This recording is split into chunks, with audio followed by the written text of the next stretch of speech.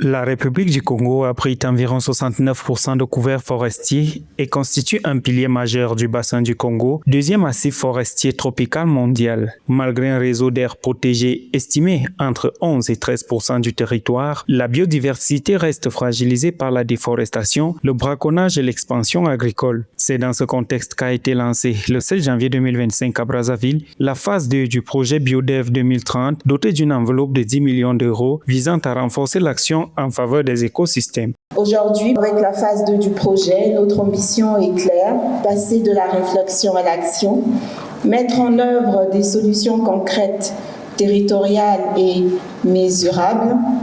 C'est pourquoi nous devons aujourd'hui accélérer le développement de solutions financières innovantes et crédibles, notamment les paiements pour services environnementaux, les certificats biodiversité, les marchés carbone, les partenariats publics-privés, ainsi que les mécanismes de finances vertes et durables.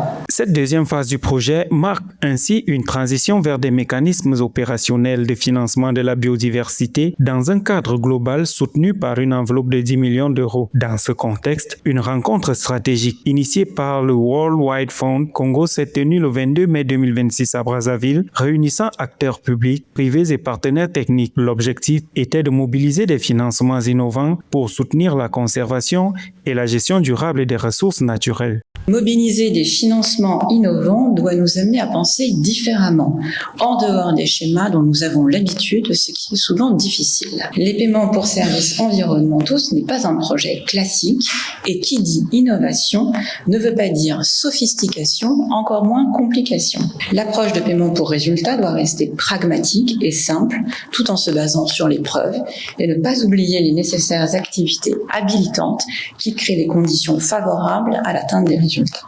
Cette dynamique s'inscrit dans une volonté de réconcilier développement économique et préservation des écosystèmes forestiers, alors que le Congo joue un rôle clé dans la régulation climatique mondiale grâce à ses vastes forêts.